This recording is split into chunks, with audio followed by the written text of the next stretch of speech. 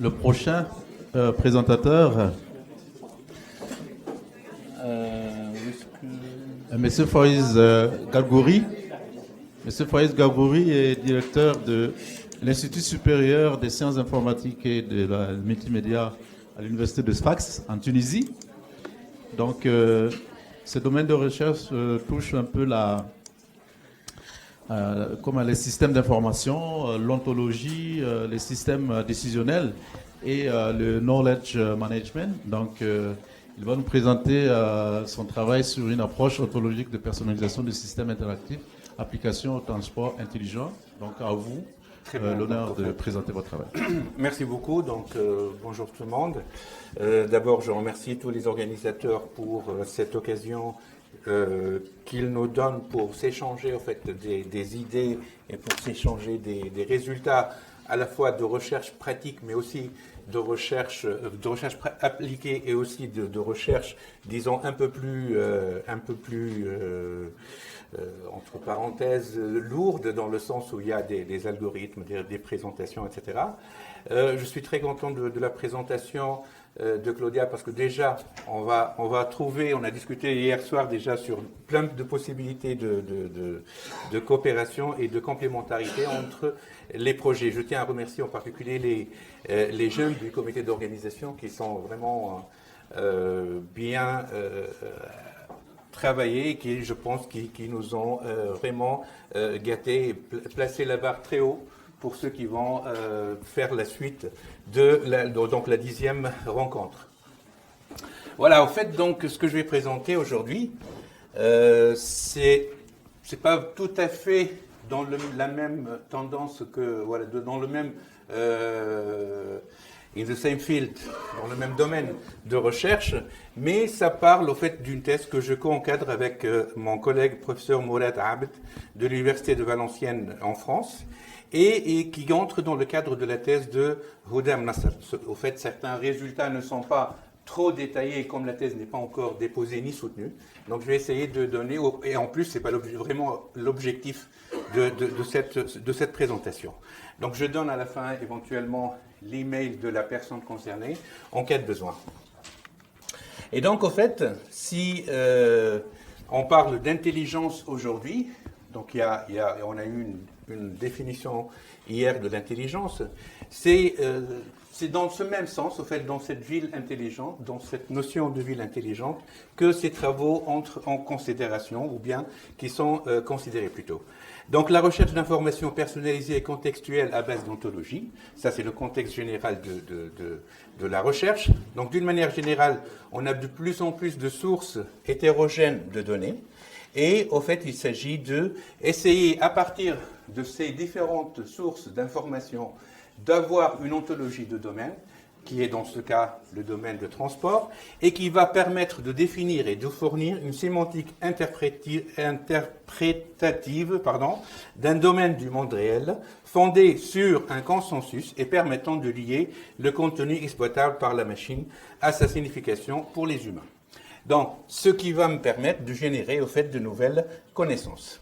Donc, dans ce cas, les motivations de ces travaux, encore une fois, la personnalisation, d'une manière générale, qui est de plus en plus un domaine de recherche qui évolue d'une manière croissante, la prise en compte du contexte, tout ce qui est context awareness, et l'assistance aux utilisateurs. En fait, tout ça, ça constitue l'enjeu majeur de l'évolution des systèmes de recherche d'information. Et notre objectif est donc de partager de la connaissance, de réutiliser cette connaissance, raisonner pour avoir de nouvelles connaissances et former un consensus pour une communauté plutôt. Donc, encore une fois, il y a différentes définitions en fait qui ont été données pour le terme personnalisation, mais on a retenu celle de Brossard et de Bachat qui disent que la personnalisation est la capacité de fournir à un utilisateur, à chaque instant, des contenus et des services adaptés à ses besoins et à ses attentes en utilisant des interactions en machine appropriées. De même, la définition la plus connue pour le contexte, c'est au fait tous les éléments d'information qui peuvent être utilisés pour caractériser la situation d'une entité. Donc, en fait, la problématique ici, ça entre dans le cadre général de la recherche d'informations d'une manière générale, mais ce qui nous intéresse, nous, c'est que, en fait, cette recherche classique de l'information s'articule principalement autour de l'appareillement requête-document.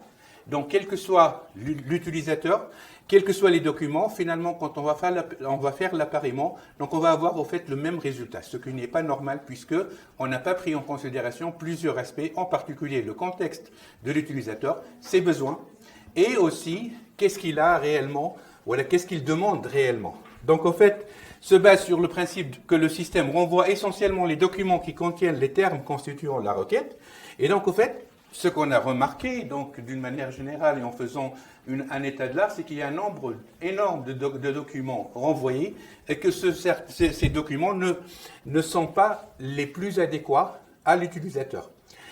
La même chose, il y a plein de problèmes relatifs à tout ce qui est synonymie, polysémie, et donc on pense forcément que la sémantique de l'information est capitale pour pallier ces problèmes et pour essayer de réduire au moins le nombre de documents retournés à l'utilisateur. Donc ici, effectivement, ce qu'on compte prendre en considération, donc pour ce que je disais tout à l'heure, pour la même requête, le résultat est donc identique, quel que soit l'utilisateur. On trouve que ce n'est pas normal et qu'il faut adapter le résultat retourné à l'utilisateur selon son contexte et selon son profil. Et donc, ça constitue au fait les trois éléments de base. Donc, c'est la personnalisation et la prise en compte du contexte. Et donc, évidemment, d'une manière générale, bon, ça c'est le plan, mais je ne vais pas vraiment le suivre. Et donc, d'une manière générale, ce qu'on a essayé de faire, c'est de prendre ces trois éléments, c'est-à-dire la requête, l'utilisateur, son contexte, et d'essayer de personnaliser la réponse par rapport à ses besoins. Donc, juste au fait, quelques définitions pour dire que, en réalité, notre domaine, ou bien le résultat adapté à l'utilisateur, il va prendre en considération les ontologies dans la recherche d'information, c'est-à-dire le domaine de recherche, ontologie plus recherche d'information, la personnalisation dans la recherche d'information conceptuelle, la prise en compte du contexte, qui est de plus en plus signe au fait d'intelligence par ailleurs, puisque au fait pour nous, l'intelligence aussi, c'est l'adaptation. Plus l'individu développe cette capacité d'adaptation, plus il est considéré comme intelligent. Parce qu'au fait, finalement, il s'adapte forcément à son environnement et à son contexte. Et bien sûr, comme on a des compétences au niveau de notre laboratoire, au niveau d'alignement des ontologies, donc il s'agit de représenter chacune de ces parties sous forme d'ontologie et d'essayer d'aligner l'ensemble. Nous avons déjà testé au fait cette approche dans le domaine du e-learning pour donner à partir d'une base d'objets pédagogiques l'objet le plus adéquat à une personne, à un apprenant, quel que soit en prenant en considération son contexte et ses besoins. D'accord ? Donc en fait, je vais passer vite fait ces points, mais c'était juste l'intégration de l'utilisateur dans le processus global d'accès à l'information. Donc, en fait, j'énumère les avantages et les inconvénients, en particulier les inconvénients, donc l'absence de certaines informations du contexte qui améliorent le résultat de la recherche, sachant que notre objectif est de diminuer le nombre de résultats escomptés. Donc, la prise en compte du contexte dans la recherche d'informations, ce qu'on pourrait appeler la recherche d'information adaptative. Donc le contexte, sachant que le contexte est toute information qui peut être utilisée pour caractériser la situation d'une entité. Donc par exemple, l'heure, la météo, la localisation, l'activité. Est-ce que la personne interrogeant le système a des besoins spécifiques ou pas ? Forcément, si par exemple il y a une personne avec comment on appelle ça, sur une chaise roulante, par exemple, c'est pas normal de lui proposer un chemin avec des escaliers, par exemple. D'accord ? Donc, essayez de prendre tout ça.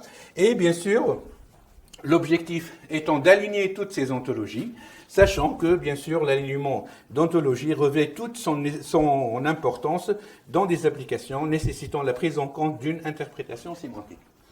Et surtout, comme je disais, puisqu'au fait, on a des compétences au niveau du laboratoire, au niveau de l'alignement. Donc l'objectif était de ne pas reprendre tel qu'il est souvent utilisé au niveau des systèmes, en particulier des systèmes de transport, les systèmes de recommandation, les raisonnements à partir de cas. Nous, notre objectif était de donner une nouvelle approche basée sur les alignements d'ontologie. Et donc, toute l'originalité du travail, à mon sens, ça a été dans le fait de traduire un problème classique, avec des contraintes, etc., un problème d'alignement d'ontologie. Donc ça, c'est d'une manière générale l'approche, au fait. Bien sûr, nous avons un profil de l'utilisateur qui est représenté sous forme d'ontologie OWL.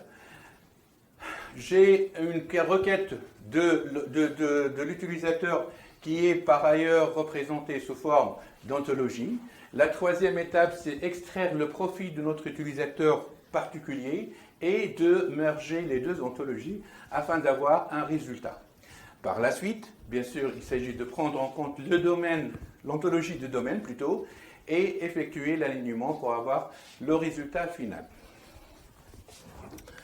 Et donc, le transport, ou bien ça nous a semblé faire partie entre guillemets, ce qu'on pourrait appeler comme qualificatif de l'intelligence d'une ville. Et donc, c'est le problème de congestion pour lequel on s'est intéressé. Donc, il s'agit d'améliorer l'infrastructure en augmentant la capacité de la route, des dépenses énormes, souvent pas applicables dans de nombreuses zones urbaines, en particulier à Sfax, déterminer où, quand et pourquoi la congestion sera produite, ce qui revient finalement à une troisième solution plus flexible et favoriser le transport public.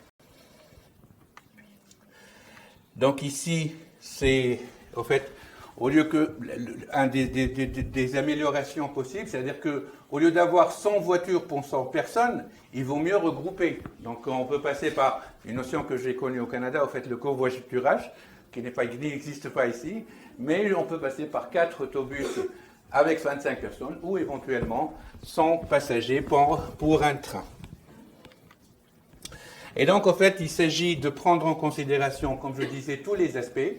Est-ce qu'il s'agit d'une personne les caractéristiques de la personne? Qu'est-ce qu'elle veut avoir comme moyen de locomotion? Est-ce qu'elle veut avoir des services entre-temps, d'accord, dans le chemin, et éventuellement des caractéristiques spécifiques? Et donc, tout ça, bien sûr, pour que ça soit, disons, entre parenthèses, vendable comme idée. Comme il existe plusieurs formats permettant de décrire une offre de transport complète, ce sont des standards en fait, finalement on a adopté la norme, donc il y a la norme GTFS, la norme Neptune, la norme NETEX, etc. Et donc au fait, et la norme européenne de description des lieux d'arrêt. Donc, en fait, on a pris en considération toutes ces normes, on les a représentées sous forme d'ontologie pour avoir la possibilité de les utiliser. Donc, finalement, on a choisi la norme GTFS comme format de données pour la modélisation des informations de transit, qui définit un format commun pour les horaires de transport public et l'information géographique associée. Et elle repose sur des fichiers CSV, donc ça, c'est des détails, c'est pas grave. Et donc, tout ça, finalement, on a repris aussi ce qui existait au niveau de l'ontologie de transport public. En fait, il s'agit d'un travail antérieur de Houda qu'il avait travaillé au niveau de son master. Et on a ajouté les caractéristiques de cette norme au niveau de cette ontologie. Donc, en fait, on a ajouté les concepts d'associabilité au niveau de l'ontologie de transport. Les points d'intérêt au niveau de l'ontologie de transport aussi, donc tout ça, je n'ai pas pu le représenter d'une manière, dans un seul slide pour que ça soit lisible. Et finalement, bon, sans entrer dans le détail, on a défini un certain nombre de règles, SWRL, pour l'ontologie de transport, portant sur l'accessibilité d'un point d'arrêt. Ce qui nous permet de prendre en considération non seulement les caractéristiques de l'utilisateur, mais aussi ses souhaits. Donc les questions de compétences pour lesquelles l'ontologie de profil utilisateur doit répondre. Quelles sont les caractéristiques de l'utilisateur, par exemple? Quel type de capacité peut être associé à un passager, quel type de préférences peuvent être choisies par un passager, etc. Et donc, en fait, pour l'instant, on est, comme je disais hier à André, on est dans l'étape de mettre en place ces différentes ontologies. Donc, je ne vais pas... Ça, c'est l'ontologie classique du profil utilisateur, mais pour laquelle on a ajouté des caractéristiques propres. En prenant en considération, bien sûr, et les besoins de l'utilisateur et son contexte. Bon, ça a donné un certain nombre de... Ça, c'est pas joli, mais c'est la vérité. Donc, c'est une visualisation de l'ontologie de profil sous l'utilisateur, sous le profil de l'éditeur protégé, plutôt, pardon, sur je reprends. C'est la visualisation de l'ontologie de profil sous l'éditeur protégé. Donc là, on a regroupé toutes les caractéristiques, c'est-à-dire classiques, plus celles qui sont spécifiques à notre domaine. Et donc, bien sûr, là, on a développé une petite interface. Pour l'instant, elle n'est pas tout à fait ce qu'on pourrait appeler extraordinaire ni vendable, mais c'est le début, en fait, de la réalisation pour effectivement caractériser, pour plutôt valider les propositions. Donc, je ne vais pas entrer dans le détail. Et donc, d'une manière générale, ce que je pourrais dire, c'est que au niveau des contributions, d'abord, c'est une nouvelle approche, à ma connaissance, qui n'est pas tout le temps utilisée, voilà, qui n'a pas été souvent utilisée, c'est l'approche ontologique, pour la personnalisation du système d'information interactif, des systèmes d'information, il y a un équivoque, la modélisation et la création d'une ontologie de transport public sous l'éditeur protégé 4.3 afin d'exprimer la sémantique dans le domaine de transport, la modélisation d'une ontologie de profil utilisateur relative au domaine de transport et la création et l'instanciation de l'ontologie via des interfaces utilisateurs. Ça, c'était pour réellement valider expérimentalement les ontologies. Ce qui reste à faire, en fait, le travail, à mon avis, essentiel, c'est justement comment prendre en considération ces différentes ontologies pour prendre en compte les caractéristiques de l'utilisateur, son contexte et ses besoins, et par la suite générer le chemin, bien sûr, le plus adéquat. Autrement dit, et ça c'est, à mon avis, une innovation de ce travail, c'est justement en passant par l'alignement des ontologies via les règles SWRL. Et en réalité, bien évidemment, les algorithmes de fusion d'ontologie existent. On les a déjà expérimentés au niveau de notre équipe de recherche. Et donc, l'objectif maintenant, c'est de voir quel est l'algorithme, encore une fois, le plus adéquat pour faire cet alignement. Voilà, je vous remercie pour votre attention.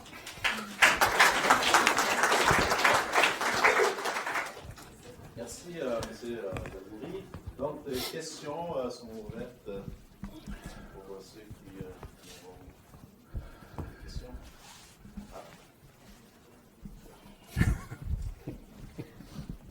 Je t'ai dit qu'on va faire des coopérations ensemble.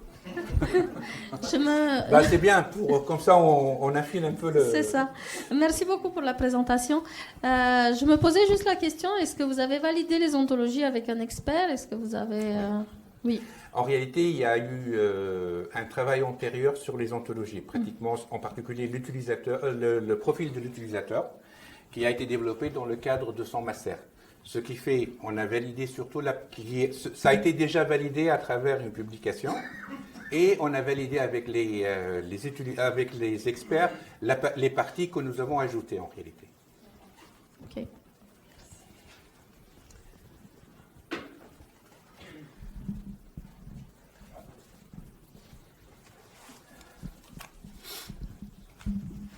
Juste, est-ce qu'il est possible de voir un peu plus l'outil, même si l'ergonomie, tout ça, le design est pas optimisé.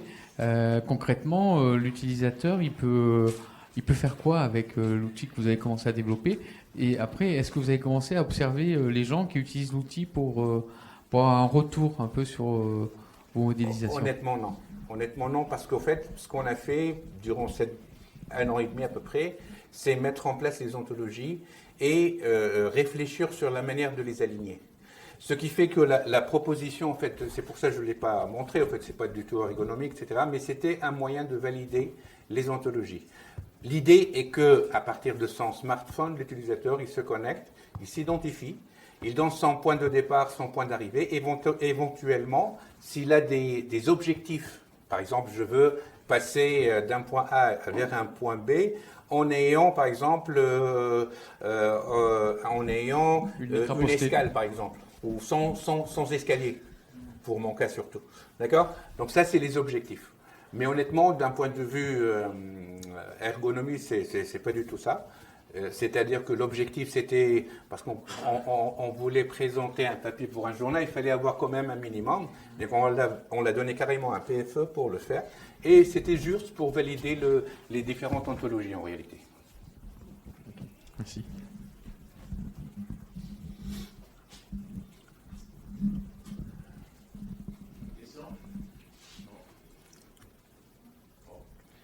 Apparemment, tout était clair. Il n'y avait pas beaucoup de questions. Enfin, j'espère. Donc, on va remercier M. Galgouri encore une fois. On pourrait remercier effectivement tous les conférenciers et conférencières de toute la journée d'aujourd'hui qui ont tous et toutes présenté des choses intéressantes. Je ne suis pas vraiment du domaine, mais j'ai appris beaucoup de choses. Je pense que je suis une nouvelle personne. J'espère que je vais être capable de gérer toutes ces informations-là. Donc, je vais passer la parole à André. Je ne sais pas s'il a quelque chose, une annonce à faire, une conclusion à dire, un résumé à faire, voilà. Je voudrais remercier tous les conférencières, effectivement. J'ai l'impression qu'il y a plusieurs sujets qui auraient eu avantage à développer encore, à discuter encore plus longuement. Mais enfin, au moins, on apprend que le travail que chacun de vous fait, et il y a peut-être des liens qui pourront se développer dans le futur grâce à ça. Donc, pour le moment, je pense que c'est terminé pour les